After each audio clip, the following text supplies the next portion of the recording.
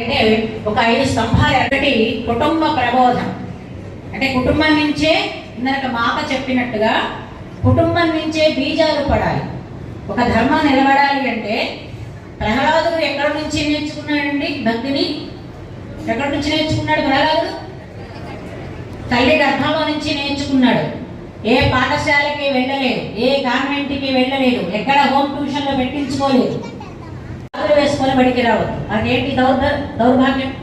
ఫీజులు కట్టేది మనం, పాఠశాలను బాగు చేసేది మనం ఒకటే నిర్ణయం తీసుకున్నాం. ఈరోజు ఈ సమాజానికి వచ్చాం.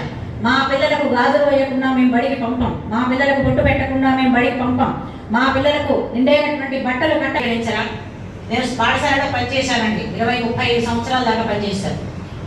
మాకు అందుబాటులో ఉన్నటువంటి ఫిజికల్ ఎడ్యుకేషన్ టీచర్ గారు ఇదే ఏమిటండి, పిల్లలకు గాజు లేకుండా స్కూల్కి రావడం ఏంటి, ఒక గాజున వేసి పంపించండి, అనుమతి ఇవ్వండి అంటే ఒక నిజంగా వారికి పాదాభివందనం చేయొచ్చండి. మేనేజ్మెంట్ వారికి అనుమతి ఇచ్చారు. చక్కగా 1-2 శబ్దం లేకుండా ఉండాలంటే వేరు గాజులు ఒకటన్నా వేసుకోండి. మట్టి గాజులు వేసుకుంటే చాలా రక్షణ. ఇందాక అమ్మ చెప్పారు, సైన్స్ను పక్కన వెళ్ళాం కాసేపు. గాజులు దేనికంటే ఆడపిల్లలు